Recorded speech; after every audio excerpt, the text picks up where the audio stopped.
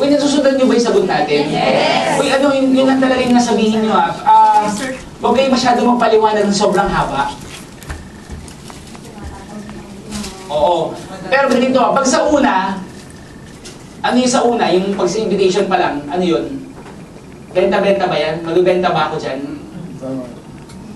After the presentation, or actually ito before ito eh, pwedeng after din ito eh.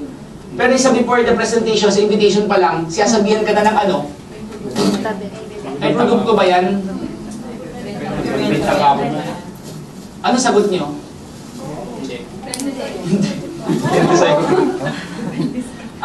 May produkto siya. Ito yung sagot may produkto ba yan, Previn? Oo, siyempre meron, di ba? Alangan naman na wala, alangan hangin. O panaginip yung produkto namin. May product siya, pero yung product kasi, nakaposisyon siya sa natural market nating lahat dito sa Dubai at sa buong mundo.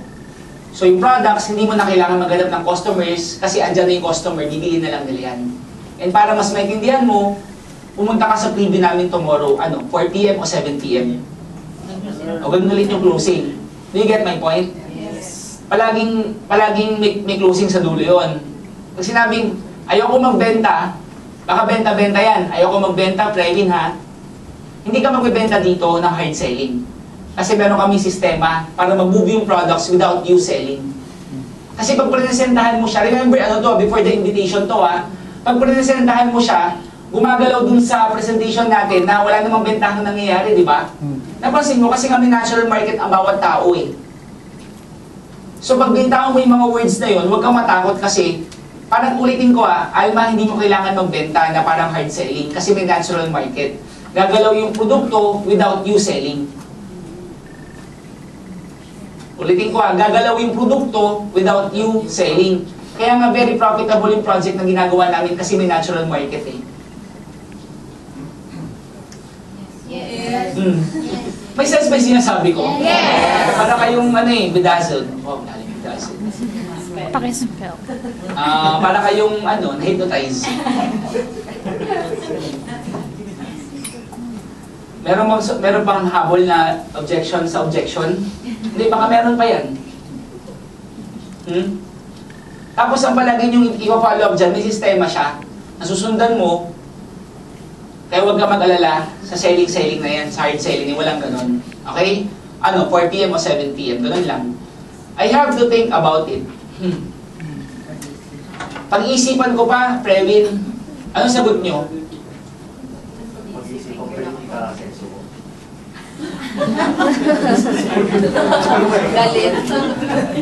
Sasagutin ko yun Bakit? Bawal mag-isip? Pero in-offer ko opportunity. Mag-iisip lang man ako, mga 2 hours lang eh. Okay lang ba? Pero ang oras pag isang oras, kaya mag-bis din na kailangan. Hard selling. Huwag ganun, huwag tayong ganun. Huwag tayong masyadong hardcore. Ito lang yung sasagot mo. Hindi, ito lang sagot mo. Ano mapag-iisipan mo? Kasi di ba kaya ako nandito para yung pag-iisipan mo, sabihin mo na sa akin para natin pag-isipan. Para ma-address ko siya kagad ngayon. Ano ba yung pag-iisipan mo? Uy, alam mo ba? Doon sa presentation na ginawa natin, wala naman ng objection na ganyan yung I have to think about it. Kasi di ba may closing nga tayo doon na, sa tingin mo, kaya mo? Kaya, di ba? So wala na ibang isipan ko eh. Ang palagi na lang, after yung presentation, ang palagi nangyayari na lang, kung kailan talaga mag-sign up, mag-pay in talaga. Yun lang naman yun eh. Kasi wala kang pera as of now, or may pera yan. Yun lang, dalawa lang yung pinupuntahan nun. So ngayon, pag sinagot ka pa rin ng pag-iisipan ko, sa dinami-dami ng mga gandang sinabi ko sa'yo, at sa sobrang liwanag ng pagkapaliwanag ko sa'yo, ano ba ba yung pag-iisipan mo, Alma? Sabay ngiti nahuli lang ngiti ko. Sa sobrang ganda ng pagkapaliwanag ko sa'yo, Alma, ano ba yung pag-iisipan mo? Hindi Alma, totoo, seryoso, sabihin mo sa akin. Tapos sundot ka ng ganito. Pangit naman ng word na sundot.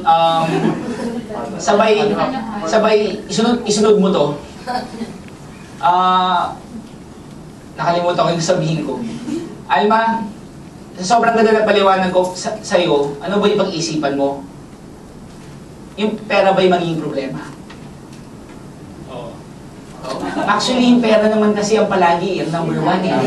Kasi kung titignan mo, science tayo, psychology. Pag naintindihan mo yung royal, ano ba yung maging dahilan para hindi mo siya gawin?